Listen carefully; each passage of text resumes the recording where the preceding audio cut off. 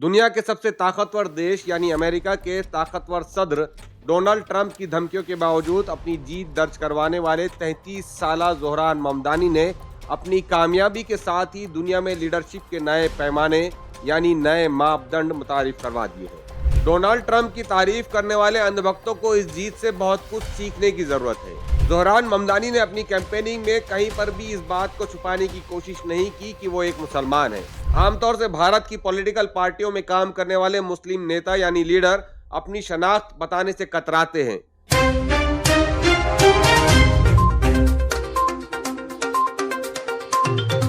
दुनिया के सबसे ताकतवर देश यानी अमेरिका के ताकतवर सदर डोनाल्ड ट्रंप की धमकियों के बावजूद अपनी जीत दर्ज करवाने वाले 33 साला ज़ोहरान ममदानी ने अपनी कामयाबी के साथ ही दुनिया में लीडरशिप के नए पैमाने यानी नए मापदंड मुतारिफ करवा दिए हैं। जी हाँ, एक महाजिर इमिग्रेंट शख्स, उम्र में सिर्फ 33 साल, कोई खास तजुर्बा नहीं, अवामी चंदे से अवाम की लड़ाई लड़ने के लिए मजबूत इरादे के साथ दुनिया के सबसे बाअसर और महंगे तरीन शहर यानी न्यूयॉर्क का मेयर बनने का इरादा करता है और अपनी सख्त मेहनत, सादा मिजाजी और डिजिटल दुनिया के बेहतरीन इस्तेमाल के साथ साथ एक साल के अंदर ही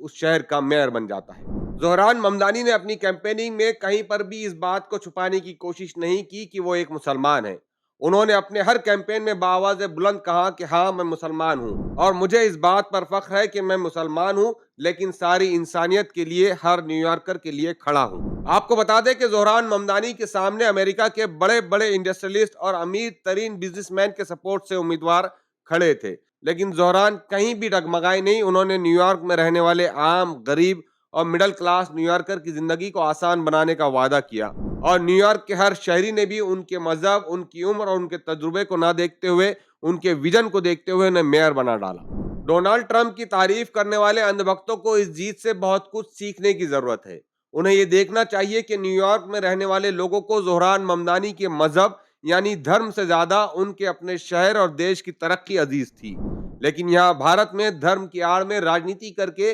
देश को 100 साल पीछे ले जाने की कोशिशें की जा रही है।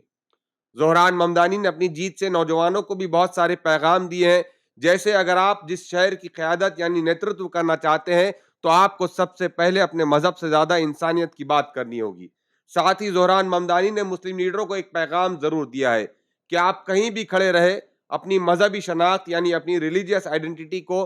कभी ना छुपाए, बल्कि अपनी शनाख्त के साथ, अपनी आइडेंटिटी के साथ लोगों के दरमियान खड़े रहे। आमतौर से भारत की पॉलिटिकल पार्टियों में काम करने वाले मुस्लिम नेता यानी लीडर अपनी शनाख्त बताने से कतराते हैं, जिसका खिमियाजा उन्हें अपनी पार्टी में और अपने समाज दोनों ही तरफ उठाना पड़ता है। लेकिन इसका यह नतीजा निकलता है कि मुसलमानों में कोई बेबाक और बाकिरदार लीडरशिप खड़े नहीं हो पा रही है, जिसका नुकसान न सिर्फ देश को बल्कि मुस्लिम समाज को भी होता जा रहा है। लिहाजा जरूरत इस बात की है कि अगर हम किसी पॉलिटिकल सिस्टम का हिस्सा बनने जा रहे हैं तो हम अपनी बेबाक राय उस पॉलिटिकल पार्टी के अंदर रखें, अपने किरदार के साथ उस पॉलिटिकल पार्टी के अंदर अपने समाज का रिप्रेजेंटेशन करें। तब कहीं जाकर उस पॉलिटिकल पार्टी के अंदर भी और आपके अपने समाज में भी आपकी छवि यानी आपकी शख्सियत मजबूत हो पाएगी और आने वाले दिनों में अच्छे लीडर निकलकर सामने आएंगे। तो ये था ज़ोहरान ममदानी की कामयाबी से मुतालिक एक अहम अपडेट, जिन्होंने अपनी जीत के साथ साथ मुसलमानों को भी एक बेहतरीन पैगाम दिया है। शुक्रिया।